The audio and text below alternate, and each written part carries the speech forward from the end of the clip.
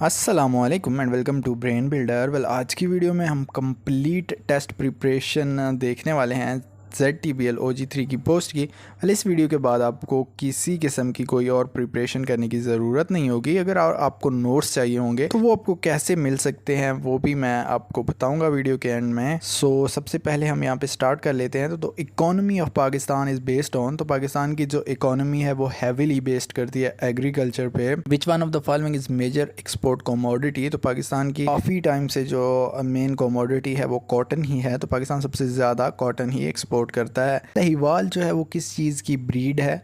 तो सहीवाल जो है वो गाय की यानी काऊ की बहुत मशहूर ब्रीड है। Vertebrate pests of crops include wild boars. और बासमती जो है वो किस चीज़ की टाइप है? तो बासमती राइस की टाइप है। और सेरिकल्चर जो है वो रेयरिंग ऑफ सिल्क वॉर्म्स इसका मतलब होता है। खरीफ क्रॉप्स में कॉटन आती है। और GMO is a term use for organism produce through the application. GMO का जो है वो जेनेटिक इंजीनियरिंग टर्म यूज होती है इसके लिए। इसके अलावा the carrier of cotton leaf curl virus, जो कॉटन लीफ कर्ल वायरस होता है वो ज़्यादातर वाइट फ्लाई के थ्रू जो है वो ज़्यादा फैलता है। वाइट फ्लाई ही इसको कैरी करती है। The process of synthesizing food by the plants in the presence of sunlight is photosynthesis। ये बहुत ही बेसिक क्वेश्चन है। R स्टैंड फॉर, तो RGR जो है वो रिलेटिव ग्रोथ रेट के। GDP जो है वो ग्रॉस डोमेस्टिक प्रोडक्ट्स के लिए होता है। सोल टेक्सचर जो है वो आपको बताता है size distribution of source particle, जबकि सोल स्ट्रक्चर जो है वो अरेंजमेंट ऑफ सोल पार्टिकल्स को बताता है। यहाँ पे आपने थोड़ा सा फ़र्क याद रखना है कि सोल टेक्सचर जो होता है वो आपको डिस्ट्रीब्यूशन ऑफ सोल पार्टिकल्स के बारे में बताता है, और जो सोल स्ट्रक्चर होता है वो उनकी अरेंजमेंट के बारे में होता है। IPM यहाँ पे इंटीग्रेटेड पेस्ट मैनेजमेंट के लिए होता है। Choose the correct option. The agriculture of Pakistan is characterise by two main, Pakistan में दो ही मेन क्रॉप के सीजन्स हैं। The soil survey of Pakistan has identified the classes of land under a system of land capability classes.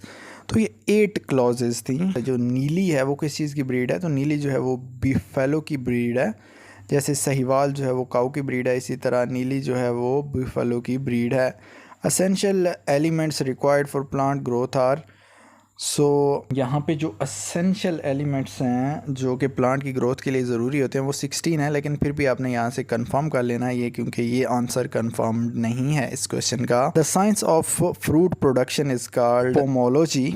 और rearing a silk worm is known as sericulture. Sericulture वाला पीछे भी question आया था, यहाँ पे भी आया है कि rearing of silk worm is known as sericulture. इसके अलावा यहाँ पे कुछ एब्रीवेशंस आ जाती हैं, like IBPGR international board of plant genetic resource. फिर IUCN है, तो IUCN जो है वो international union of conservation of nature. और IFAD stands for International Fund of Agricultural Development। Water stress is shortage of water and water logging जो है उसको वाटर स्ट्रेस कहा जाता है। Free living animal decrease in governmentally defined value of currency, devaluation इसको कहते हैं। जो साइंस होती है वेजिटेबल प्रोडक्शन की उसको ऑलरिकल्चर कहा जाता है। और रेयरिंग ऑफ हनी बीज इज कॉल्ड एप्लीकल्चर। अच्छा, ये क्वेश्चन बहुत ज़्यादा रिपीट होता है कि banana fruit is classified in a category of berry. Berry category में जो बनाना फ्रूट को क्लासिफाइड किया जाता है। अगेन बता रहा हूँ ये बहुत ज़्यादा इंपॉर्टेंट क्वेश्चन है।